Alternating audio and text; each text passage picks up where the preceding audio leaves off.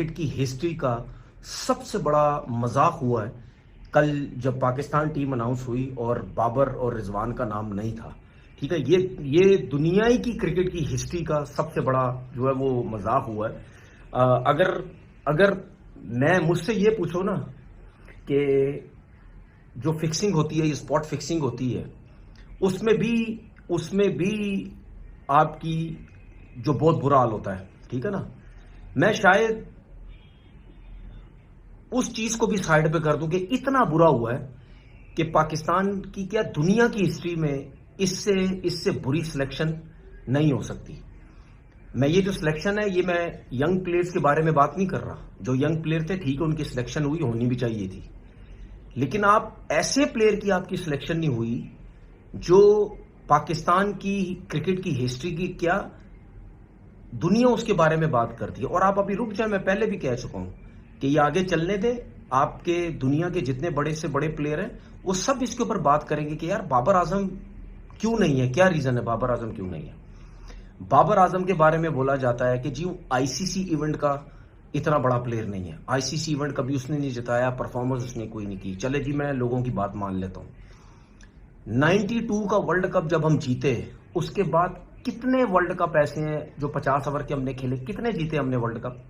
इसका मतलब ये है, तो फिर ये मानो जो हमारे एजेंडा बेस्ड क्रिकेटर जिनको स्पेशली टीवी पे रखा गया है, यूट्यूब चैनल पे होते हैं, एजेंडा बेस पे उनको बुलाया जाता है, ठीक है, उनको फिर ये बोलना चाहिए कि 92 के वर्ल्ड कप के बाद जितने भी वर्ल्ड कप हुए हमारे बड़े सुपरस्टारों ने नहीं जितवाया। बायलेटर सीरीज में तो परफॉर्म करते रहे, नहीं जितवाया तो इसका मतलब वो बड़े प्लेयर नहीं। तो फिर ये भी बोलो, जिस तरह बाबर के अगेंस्ट बोलते हो ना कि आईसीसी इवेंट में कभी भी उसने परफॉर्मेंस नहीं की, ना उसके होते हुए टीम जीती।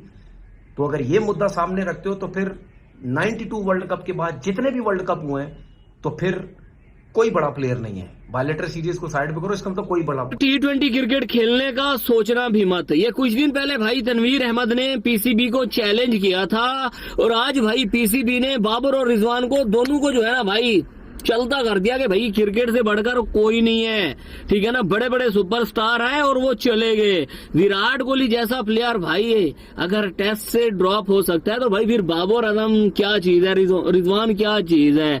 देखो भाई सीन ये है भाई, सबसे पहले तो इस वीडियो को फुल देखना, ठीक है ना, और वीडियो को शेयर भी कर देना। देखो यार सीन ये है कि भाई इस टाइम आधा पाकिस्तान इंडिया को सपोर्ट कर रहा है, इंडिया की टीम को सपोर्ट कर रहा है एशिया कप में। रीजन तो आपको पता है कि भाई आधा पाकिस्तान जो है ना वो बाबर आजम का फैन है और आधा पाकिस्तान इस टाइम ये कह रहा है कि भाई 14 सितंबर को इंडिया और पाकिस्तान का जो मैच है ना भाई वो वन साइडेड इंडिया जीत जाएगी। वो तो हमें पता है भाई वो वन साइडेड जीत जाएगी, हमारी टीम का मुकाबला नहीं है उनके साथ, भाई वो टॉप की टीम है, ठीक है।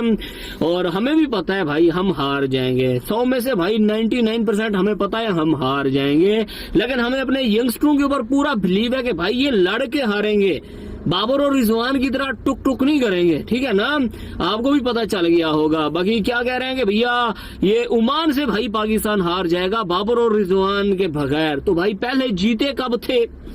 अफगानिस्तान से जी हार जाएंगे। तो भाई पहले जीते कब थे अफगानिस्तान से, जरा बताना। ये यूएसए से क्या, मेरे मुंह से और कुछ निकल जाएगा। बाबर रिजवान के होते ही तो हारे थे। टुक टुक की मशीनें ओपनिंग पे जाती थी, वो पहले 10 ओवरों में 60 रन बनाते थे और तुम लोग इन घंटों को बैक कर रहे हो यार, हद है भाई। क्या रिजू सैमेड की क्या परफॉर्मेंस है, पिछले 2 साल से क्या किया है उसने, बताना। और बाबर आजम को कितना बैक करोगे भाई, ये देख लो यार। जितना आज तुम लोग भाई पीसीबी के ऊपर चिल्ला रहे हो ना, कम से कम थोड़ा सा भी भाई बाबर आजम के ऊपर चिल्लाया होता तो भाई आज वो बंदा परफॉर्म कर रहा होता। यहाँ पे हम लोग बैठ के भाई पिछले 2 साल से यही कह रहे हैं कि भाई बाबर की फिटनेस नहीं खेलना हमने इंडिया के साथ।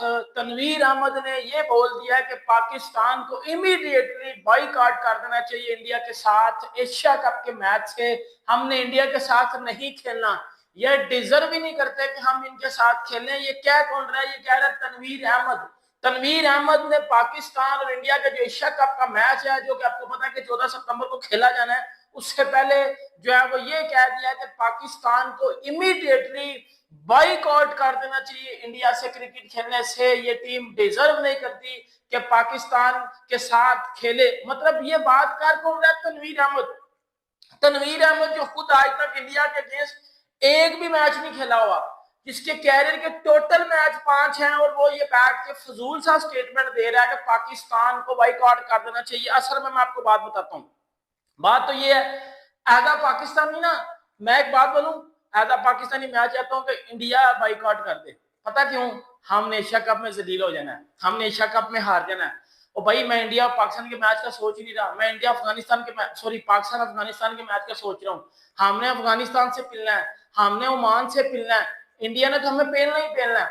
तनवीर अहमद बेसिकली बेटा ये सोच के तो अफगानिस्तान और ओमान से किस तरह बचेगा, ओमान से बच भी गया तो अफगानिस्तान ने हमें पकड़ के पुत्र फेल देना है, ये बात अपने माइंड में रख लेना।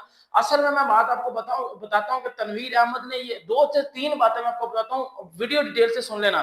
तनवीर अहमद ने असल में ये बात है कि आपको पता है कि हरभजन सिंह ने उस दिन स्टेटमेंट दिया है कि इंडियन टीम को बाइकआउट कर देना चाहिए पाकिस्तान के साथ मैच खेलने से, कंट्री हमेशा फर्स्ट है, कंट्री हमारी फर्स्ट प्रायोरिटी पे आती है और हमने नहीं खेलना पाकिस्तान के साथ मैच। और फिर आपको पता है कि थोड़ा सा अगर आप पीछे चले जाते हो, WCL जो है वो लेजेंड्स चैंपियन लीग जो खेली जा रही थी उसमें भी इंडिया ने ग्रुप मैच में भी पाकिस्तान के साथ खेलने से बाइकआउट कर दिया। और इतना रेवेन्यू हमारा जनरेट होना है इस बार के शायद ICC भी कहेगा कि भाई ये क्या हो गया, इतना रेवेन्यू, क्योंकि एशिया कप का रेवेन्यू होता है ज्यादा, लेकिन ICC के जो टूर्नामेंट का हम रेवेन्यू देखते हैं और जो इश्तेहार का रेट होता है वो सबसे हाईएस्ट होता है।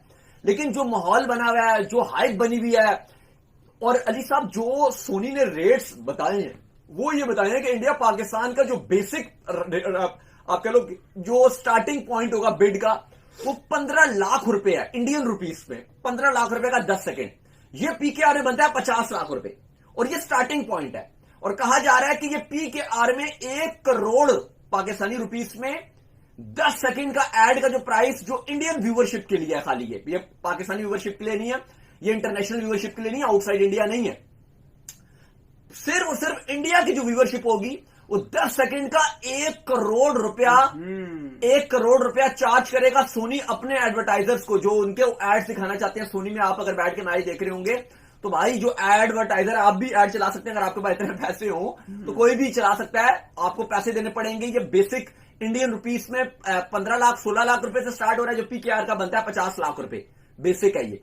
और ये कहा जा रहा है 1 करोड़ को एक्सीड कर जाएगा, ये दावा है सोनी का कि 1 करोड़ एक्सीड करेगा। यही वजह है कि सोनी किसी तौर पे इस इवेंट को बाइकआउट या इस टूर्नामेंट को खत्म करने नहीं देने चाह रहा, क्योंकि वो कहता है कि भाई जो पॉलिटिकल या जो पॉलिटिशियन बोलेगा भाई पैसे लो मुझसे, कितना चाहिए तुम्हें, लो मेरे पास इतना पैसा है कि तुम्हारी सोच है। मैंने बेशक $170 मिलियन मैंने ACC को पे किया है, लेकिन मैं जो कमाऊंगा मैं तो भाई $250-300 से $300 मिलियन से भी ज्यादा कमा लूंगा, मैं डबल से भी ज्यादा कमा लूंगा।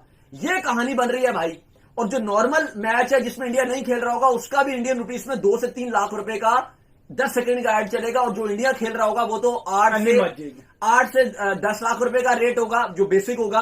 और जो पाकिस्तान इंडिया का मैच है वो कहा जा रहा है कि PKR में ये 1 करोड़